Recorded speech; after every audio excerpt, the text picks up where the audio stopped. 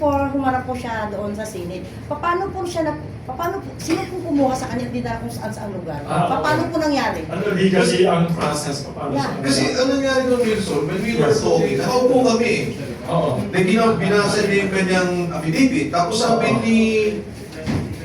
ni Senator Marcoleta, sabi, Sarge, ilagay mo doon sa huling probation yung protective custody. So sabi niya, okay. So kung patuloy niyo yung Senate hearing, sinabi niya na humiling po ako, nabigyan ako ng proteksyon ng Senado.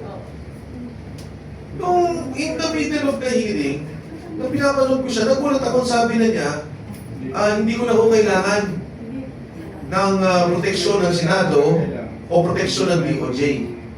Diba, gano'n yung nangyari. Tapos sabi, tinanong siya ni Senator Bato, sabi, ba talaga yung Marines?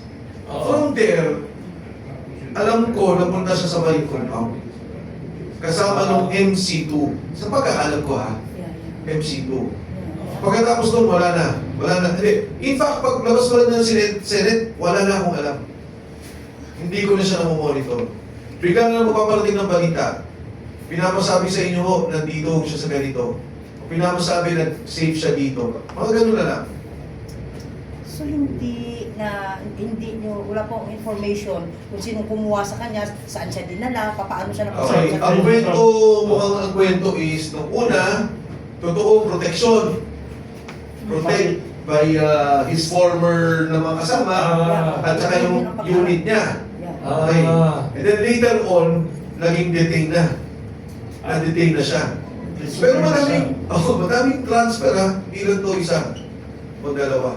Pero last update nyo, kung wala kang alam kung saan siya exactly Buwan as na. of now. Last update ko, buwan na.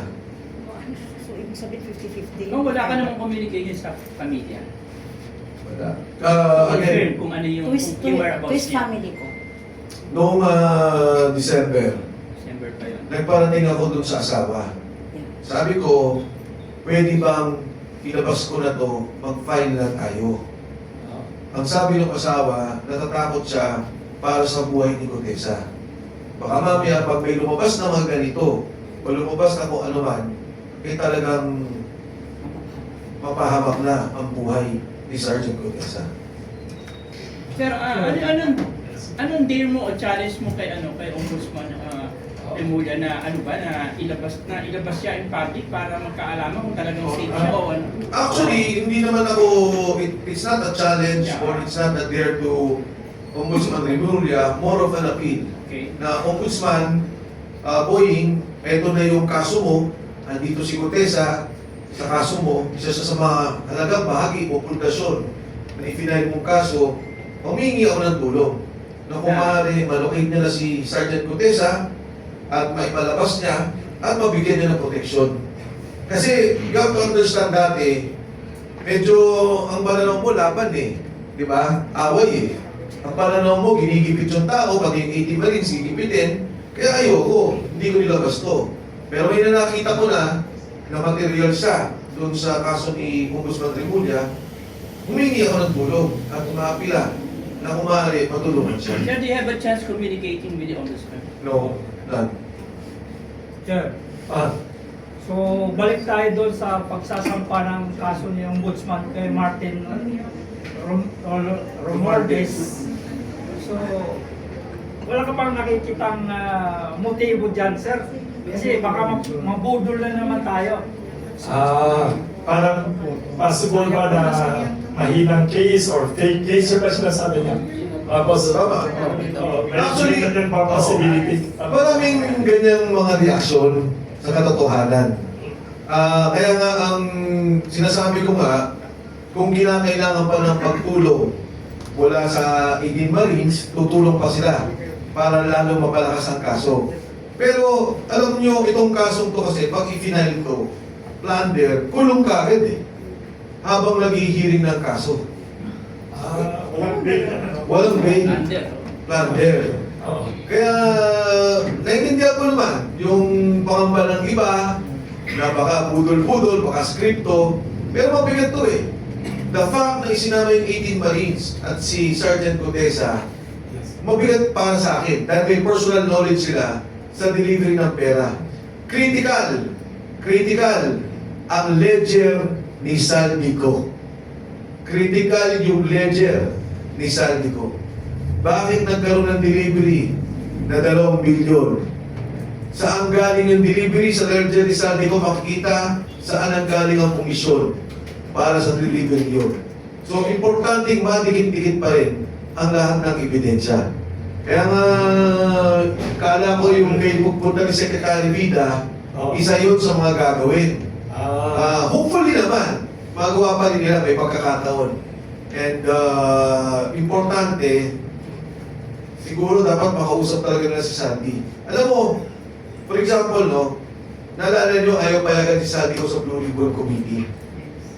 Ayaw payagan. Yeah. Pero ito, kinuha na yung evidence ng videos ni Sandy ko. If I may read the particular provision of this. Ito, sinabi niya, ha? The masterminds of the flood control kickback scheme. At the time relevant to the controversies, Romualdez was representative of the District of Leyte. Tapos sinasabi niya dito, notably, Romualdez himself, the Speaker of the House, possesses vast powers which are but not limited to the following: management of the committee, blah, blah, blah. So parang sinasabi na niya yung relationship. Ngayon, admissions and statements of Co relating to his and Romualdez's role in the infrastructure funding scheme. Sabi ni Co, the chairperson of the House Committee on Appropriations through publicly released video statements made detailed declarations concerning his involvement in a scheme relating to the manipulation of public infrastructure funding, including the collection and transmission of funds purportedly derived therefrom. So yung mismo ano nito eh, ito yung the testimony, consistent with the testimonies presented during the hearing, yun naman yung mga delivery ng pera. So parang dinikit-dikit niya. Ngayon, kung gagawin ng legal talaga lahat ng video ni Ko, at talagang papayagan siya, sige, huwag ka munang umuwi. Dahil baka iniisip mo, delikado yung buhay mo, pero lahat ng to, pirmahan mo, lahat ng to, i-accept namin ebidensya, magsabi ka ng totoo, ang laking bagay niya. Yung pananahimik ng sa Senado, sir, yung Blue Ribbon Committee, anong nakikita mong nila? Naunahan na sila ni Boying Remulla. Sana madagdagan pa nila. Pero naunahan sila ni Boying Remulla. Last question ko. Last question ko. Yes. Hindi ba lumaro sa isip mo, sa imahinasyon mo na itong move ni Remulla na magpapile na ng ganyan, his pushing through with the filing of the case against Romualdez. Hindi ba lumaro sa isip mo na may go signal na siya kay BBM? Ang tanong kung may go signal to ni BBM, kung lumaro sa isip ko. Ako kasi, mahirap mag-analyze ba o kumuha ng opinion. No? Kasi parang sa akin, lahat ng yan eh. Tama ba itong kaso? Paulit-ulit kong binabasa. Bakit may ganitong kaso? Ito ba'y itinulak ni BBM? Ang para sa akin lang, lahat ng yan lumaro sa isip ko lahat. Ang importante lang sa akin is number one, nailagay sa ebidensya ang video statements ni Ko, nailagay ang statement ni Gotesa, which is official anyway sa Senado, nailagay yung affidavit ng 18 Marines, na official din naman submitted sa Ombudsman. Kasi at that time, wala eh. Hindi pinapansin, pinapatay yung istorya. Ngayon, mismo yung Ombudsman na ang naglagay. Kung saan to hahantong, hindi ko alam. Kung saan to tutuloy, hindi ko alam.